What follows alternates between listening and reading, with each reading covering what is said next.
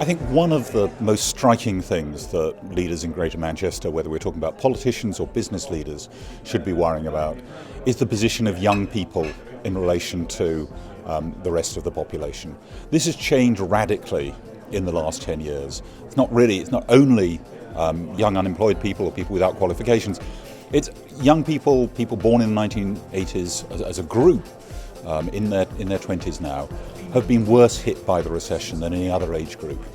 Looking over the next 20, 30 years, one of the things that's really going to drive people's life chances is whether they happen to be related to the right people, whether they will get an inheritance from grandparents at the right moment, which will allow them to get on the housing ladder or allow them to take time out for training and education. Wealth matters a lot more than it used to in the past.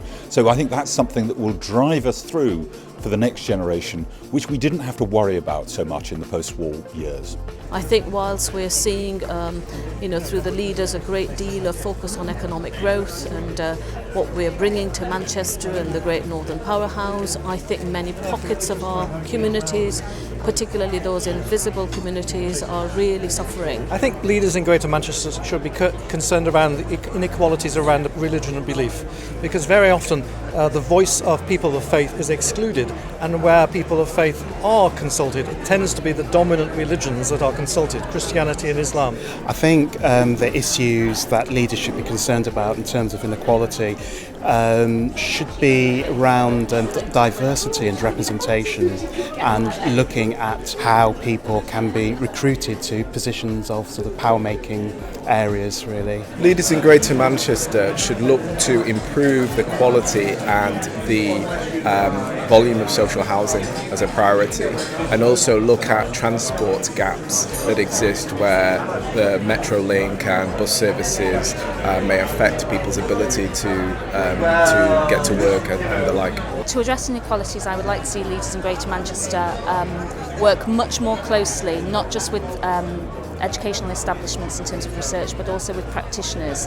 I think from an education perspective, with particularly in Manchester, with the high number of academies, and Salford as well, and there needs to be a move towards bringing together schools to work together to address inequalities more in a more cohesive manner. Early years are making a huge difference on early years. The first 1001 critical days from conception and the first 2 years of life, we know, makes the biggest impact on life outcomes. So we want children to be school ready, work ready, and ultimately life ready. One of the big drivers of inequality in Britain is not just what we do with taxes and benefits, it's what people at the top think it is reasonable to give as, quote, rewards to themselves and their colleagues as compared with the pay that is happening at the bottom. The increase in the national minimum wage will help, but it's only a beginning to start to address some of those inequalities. We found in Greater Manchester that close to 1 in 4 employees, so it's 23% in 2014, in fact earned less than living wage on an hourly basis. So it's full-timers and part-timers.